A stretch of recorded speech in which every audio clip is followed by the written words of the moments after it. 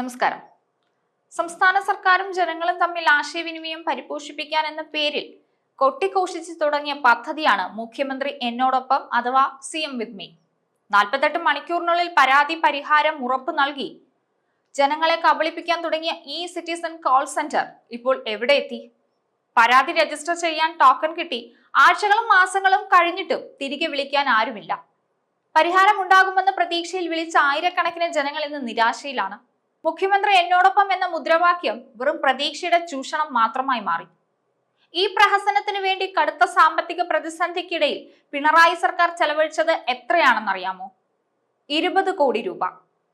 അടിസ്ഥാന വികസന പദ്ധതികൾക്ക് പണമില്ല, എന്നിട്ടും ജനങ്ങളുടെ കണ്ണിൽ പൊടിയിടാൻ 20 കോടി രൂപ പാഴാക്കി. ഈ ദൂർത്ത് ആര് സഹിക്കണം? നവകേരള സദസ് എന്ന പേരിൽ കോടികൾ ഒഴുക്കിയ ആഡംബര യാത്രയുടെ സ്ഥിതിയും ഇതുതന്നെയായിരുന്നു. ലക്ഷങ്ങൾ ചെലവഴിച്ച് പരാതിപ്പെട്ടി വെച്ചു, എന്നിട്ട് എന്തുണ്ടായി? പരിഹാരങ്ങളില്ല. ഇത് ജനങ്ങളുടെ പണം ഉപയോഗിച്ച് നടത്തുന്ന തെരഞ്ഞെടുപ്പ് തട്ടിപ്പാണ്. CM with me എന്ന പരിപാടിയുടെ പ്രധാന ലക്ഷ്യങ്ങൾ ഇവയൊക്കെയായിരുന്നു. സർക്കാർ പദ്ധതികൾ, ക്ഷേമ പദ്ധതികൾ, മേലധിഷ്ഠിത സംരംഭങ്ങൾ, മുഖ്യമന്ത്രിയുടെ ദുരിതാശ്വാസ നിധി തുടങ്ങിയവയെക്കുറിച്ച് പൊതുജനങ്ങൾക്ക് എളുപ്പത്തിൽ വിവരം നൽകുക, പദ്ധതികളുടെ ഗുണനിലവാരം മെച്ചപ്പെടുത്തുന്നതിനും ഉത്തരവാദിത്വം ഉറപ്പാക്കുന്നതിനും കാലതാമസം കുറയ്ക്കുന്നതിനുമെല്ലാം ജനങ്ങളുടെ പ്രതികരണം ശേഖരിച്ച് വിശകലനം ചെയ്യുക എന്നിവയൊക്കെ ഏതാണ്ടൊരു ജനസമ്പർക്ക പരിപാടി പോലെയെന്നാണ് പറഞ്ഞിരുന്നത്. മുൻ മുഖ്യമന്ത്രി ഉമ്മൻചാണ്ടി നടത്തിയ ഒരു ജനസമ്പർക്ക പരിപാടി ഉണ്ടായിരുന്നു, അതുപോലെ ആവുമെന്നൊക്കെയാണ് പറഞ്ഞിരുന്നത്. പക്ഷെ ഈ പരിപാടി, അതായത് CM with me, ശരിക്കും പൊളിഞ്ഞു പാളീസായി. തിരുവനന്തപുരത്തെ വെള്ളയമ്പലത്താണ് ഇതിന്റെ ഓഫീസ് പ്രവർത്തിക്കുന്നത്.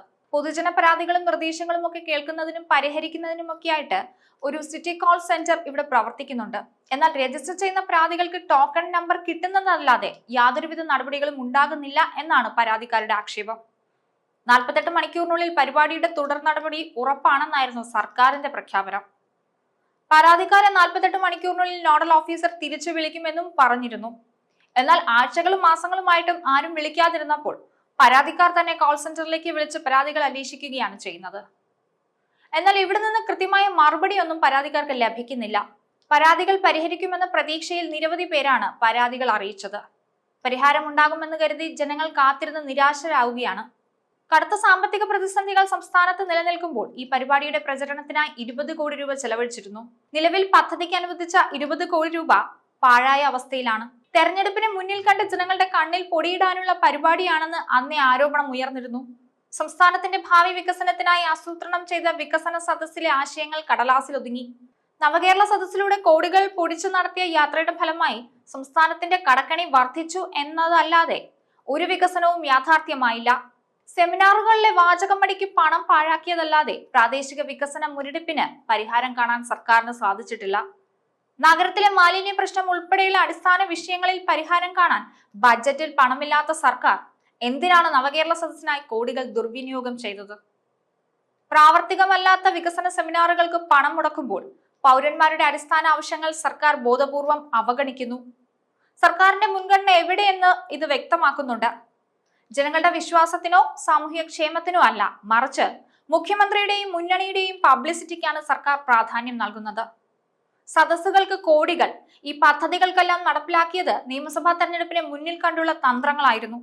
എന്നാൽ ഈ ദൂർത്ത് ജനങ്ങൾ തിരിച്ചറിഞ്ഞു കഴിഞ്ഞു. ഒരു കാര്യം പറയാതിരിക്കാനാവില്ല, ഈ പരിപാടിയുടെ പേര്, അതായത് CM with me, മുഖ്യമന്ത്രി എന്നോടൊപ്പം, അത് ആരിട്ടതായാലും ഗംഭീരമായിട്ടുണ്ട്. അവിടെ ഒരു ചോദ്യം ഉയരുന്നുണ്ട്, ശരിക്കും മുഖ്യമന്ത്രി ആരോടൊപ്പമാണ്?